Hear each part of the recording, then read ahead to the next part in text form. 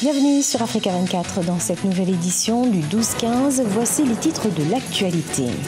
Mise en place de la zone de libre-échange du continent africain, confirmée par Moussa Faki Mahamat, le président de la Commission de l'Union africaine.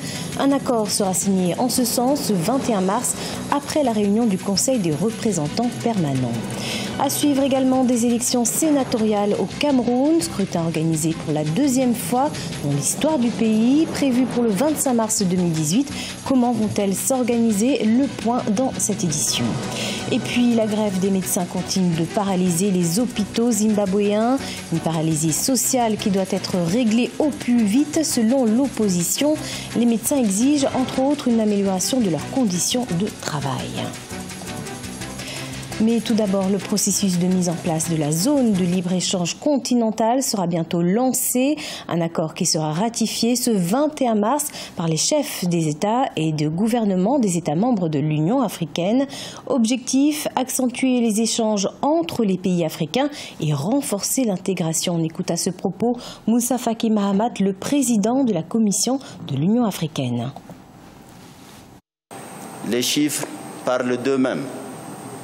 La mise en place de la zone de libre-échange se traduira par la création d'un marché de plus d'1,2 milliard de personnes, avec un produit brut combiné de plus de 3 000 milliards de dollars. Elle induira un accroissement du commerce intra-africain de 52% à l'horizon 2022. Nos exportations industrielles et agricoles augmenteront de façon significative.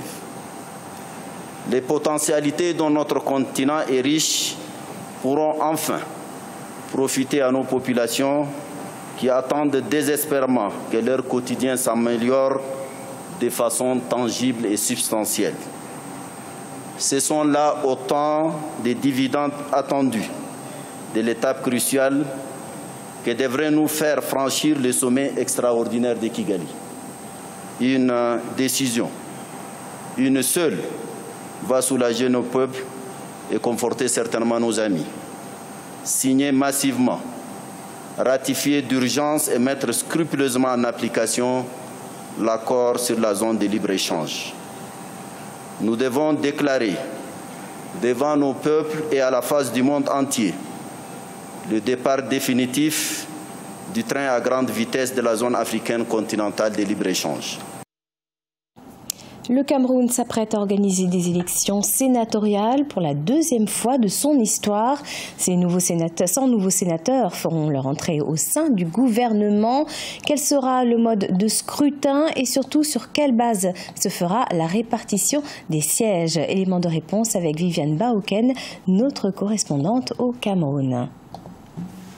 Pour la deuxième fois de son histoire, le Cameroun va organiser les élections sénatoriales le 25 mars 2018. Sur les 252 candidats en lice, seuls 70 seront élus au cours d'un suffrage mixte à un tour, comportant un système de liste majoritaire et un système de représentation proportionnelle. Le collège électoral est composé par un ensemble de 10 600 conseillers municipaux en lieu et place des conseillers régionaux et départementaux dont la désignation n'a pas encore été faite au Cameroun. C'est la non-définition claire de tous ces mécanismes de désignation des conseils départementaux et des chefs traditionnels qui pose problème et qui fait en sorte que l'unique collège actuellement qui élit, qui fait en sorte que les régions ne sont pas encore mises en place. Et comme le dit la Constitution, en attendant la mise sur pied des conseils régionaux, ce sont les conseillers municipaux qui composent le collège électoral des sénateurs. À l'issue des élections sénatoriales, plusieurs possibilités peuvent se présenter pour la répartition des sièges, comme l'indiquent les dispositions de l'article 218 du Code électoral. La liste qui obtient par exemple la majorité des suffrages remporte tous les sièges. Dans le cas contraire, il faut procéder à un partage de sièges selon le principe du plus fort reste. On calcule le plus fort reste comment? On procède à un quotient électoral. Le quotient électoral est calculé par le nombre des électeurs divisé par le nombre de sièges à pouvoir. On sort le quotient électoral et on voit ceux qui sont arrivés en tête. Celui qui a le plus fort reste, c'est-à-dire le quotient électoral le plus élevé, va remporter les sièges. La répartition sera procédée comme cela. Il est à préciser que la liste qui est arrivée en tête, qui a déjà la moitié des sièges, vient encore participer au partage. Avec la mise en place du Sénat au Cameroun depuis 5 ans, le Parlement se dote donc d'une seconde chambre en plus de celle des députés. L'objectif est d'offrir au pays toutes les institutions nécessaires au bon fonctionnement de la démocratie. Le Zimbabwe connaît sa première fronde sociale depuis l'élection du nouveau président par intérim, Emmerson Mnangagwa. Les médecins des hôpitaux sont en effet en grève. Une meilleure rémunération ainsi qu'une amélioration de leurs conditions de travail font partie des réclamations de ces professionnels de la santé. On fait le point avec Ashley Duprat. Au Harare Central Hospital, comme dans les autres unités de santé publiques du pays, les files d'attente de patients s'éternisent et pour cause. Les médecins observent une grève depuis le 1er mars, une paralysie sociale qui, selon l'opposition, doit être réglée au plus vite. Nous appelons le gouvernement à être sérieux et si la crise est au-delà de leurs capacités, ils doivent simplement être francs envers le peuple zimbabwéen. Et les solutions se résument, selon les professionnels de la santé, en 2 points. Une meilleure rémunération accompagnée par l'amélioration de leurs conditions de travail. Il faut dire que le système de santé zimbabwéen s'effondre, le personnel est submergé et les médicaments manquent aux plus grandes dames des patients. Nous avons beaucoup de problèmes à cause de la grève des médecins. Les nouveaux patients sont assis dans les services sans être vus par un médecin. Les infirmières sont submergées et ne peuvent rien faire. Si jusqu'à maintenant, les patients étaient confiés aux infirmières de l'Harare Central Hospital, elles aussi, submergées par le travail, ont fini par rejoindre les rangs des grévistes. Le sport, à présent, retour sur le tournoi international de la femme africaine 2018, une compétition organisée en l'honneur des femmes et qui regroupait les sélections féminines des anciennes basketteuses issues du continent. Et c'est la Côte d'Ivoire, pays hôte, qui est sortie vainqueur de cette édition 2018 devant le Sénégal, le Bénin et le Togo. Reportage Oliva Diakotan, notre correspondant sur place. Les anciennes gloires ivoiriennes du basketball féminin ont remporté la 5e édition du tournoi international de la femme africaine TIFA le 17 mars 2018 à Abidjan.